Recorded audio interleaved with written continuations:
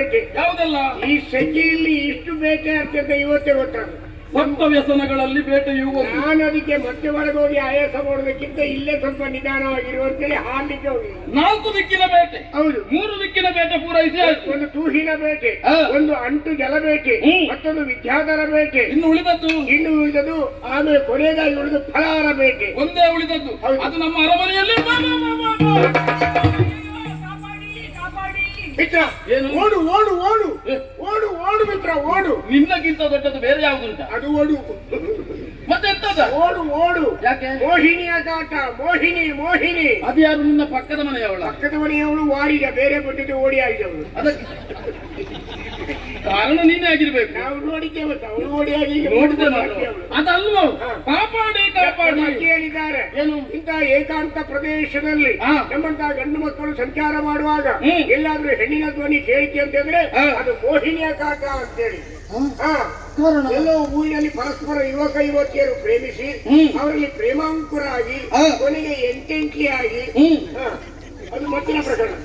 ಎಂಟೆಂಟ್ಲಿ ಆಗಿ ಅವರನ್ನು ಗುಟ್ಟಾಗಿ ಕರೆತಂದು ಎಲ್ಲೋ ಹಾಳು ಬಾವಿಗೆ ದೂಡಿ ಹಾಕಿ ಹೋಗಿದ್ದಾರೆ. ಈಗ ನಮ್ಮಂತ ಚಂದದ ಯುವಕರನ್ನು ಕಂಡಾಗ ಅದು ಕಾಪಾಡಿ ಕಾಪಾಡಿ ಅಂತ ಮುಬ್ಬೇಡಿದ್ರು.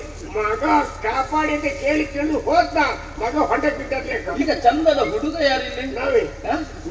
ನಾನಾದ್ರೆ ಹೌದು, ನೀನು ನಿನಗೆ 16, ನನಗೆ 17. ಅದಲ್ಲ, ದೂಡಿ ಹಾಕಿದ್ದು ನೀನೇ ಅಲ್ವಲ್ಲ? ಏನಿಲ್ಲ ಮಾತಾಡ, ಇದಕ್ಕೆ ಕಾರಣ ನೀನೇ ಅಲ್ಲ. ಏನಿಲ್ಲ ಮಾತಾಡೋದು, ಎಂಟೆಂಟ್ಲಿ ಪ್ರಕರಣ.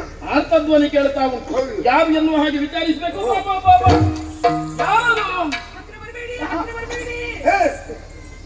ನೋಡುವ ಸ್ಥಿತಿಯಲ್ಲಿ ನಾನೀಗ ಇಲ್ಲ. ಅಂದ್ರೆ ಹುಟ್ಟುಡುಗಿಯಲ್ಲಿದ್ದೇನೆ ಮಿತ್ರ. ಅವಳು ನೋಡುವ ಸ್ಥಿತಿಯಲ್ಲಿ ಇಲ್ಲ ಅಂತೆ. ಹುಟ್ಟುಡುಗೆಯಲ್ಲಿ ಬೇರೆ ಬೇರೆ ಹುಡುಗಿಗಳಿದ್ದೇನೆ. ಈ ಎಳತ್ತು ಹಾಕುದು ನೋಡಿದ್ದೇನೆ, ಈಗ ಕೌಶಿ ಹಾಕಿದ್ ನೋಡಿ ತೊರಕೆ ಮೀನ್ ತರ. ಆಮೇಲೆ ಸೀರೆ ಉಡುದು ನೋಡಿದ್ರೆ, ಲಂಗದವಣಿ ನೋಡಿದ್ರೆ. ಇದು ಹುಟ್ಟುಡುಗೆ ಯಾವುದು? ನಾನೊಮ್ಮೆ ನೋಡಿ ಇದು ಯಾವ ಹುಡುಗಿ ನೋಡುವ ಅಂತ. ಅವಳು ನೋಡುವ ಸ್ಥಿತಿಯಲ್ಲಿಲ್ಲ.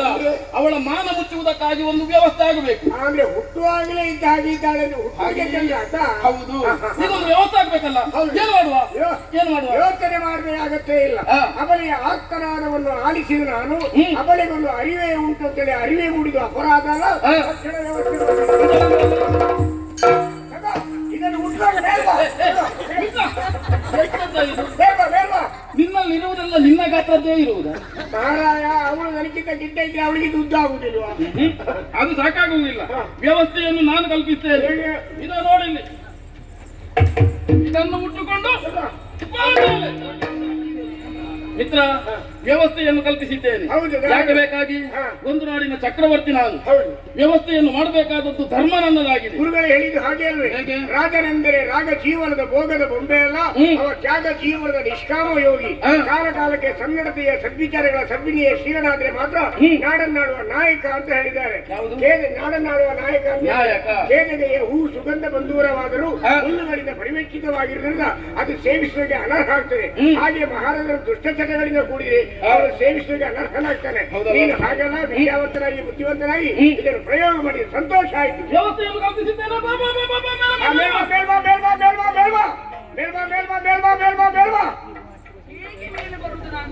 ಹೇಗೆ ಹೋಗಿದ್ದೀಯ ಹಾಗೆ ಮೇಲೆ ಬಾ ಮಿತ್ರ.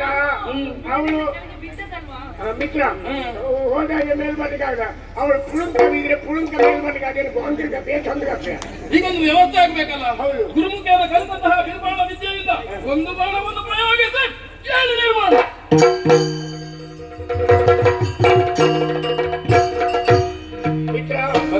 ಗುರುಮಠದಲ್ಲಿ ಉಪದೇಶ ಮಾಡುವಾಗ ನನಗೆ ನೀನು ಶಸ್ತ್ರಾಸ್ತ್ರಗಳನ್ನು ಕಲಿತಿರುವಾಗ ಮಂತ್ರವಿದ್ಯೆಯನ್ನು ಅಭ್ಯಾಸ ಮಾಡಿದೆ.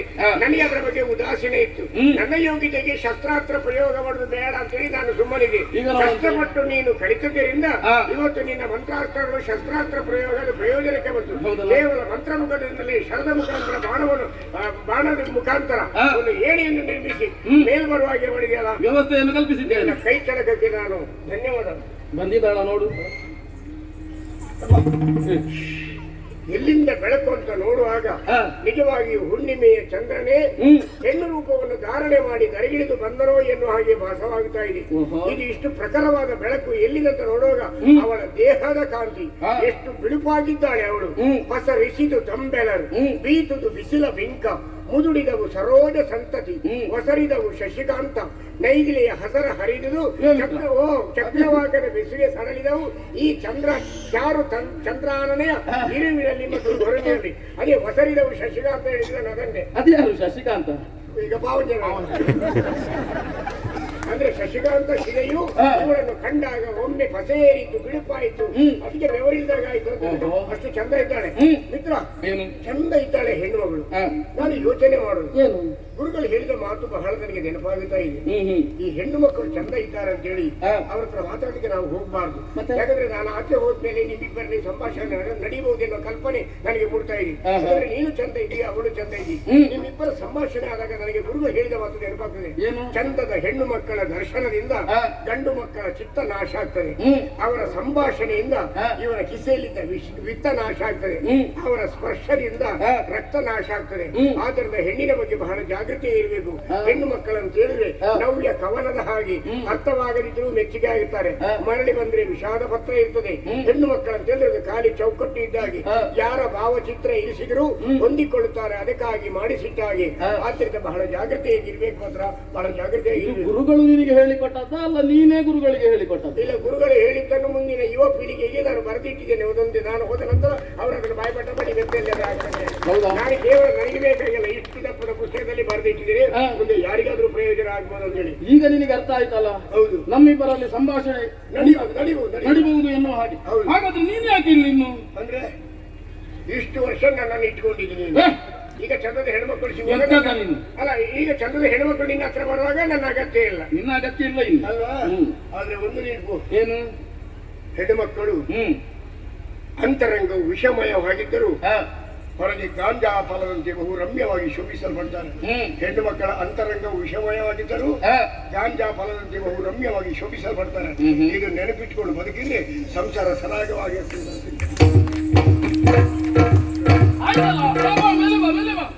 ಏಣಿಯ ಮೂಲಕವಾಗಿ ಇಷ್ಟು ಎತ್ತರಕ್ಕೆ ಬಂದಿದ್ದೇನೆ. ಹೌದು.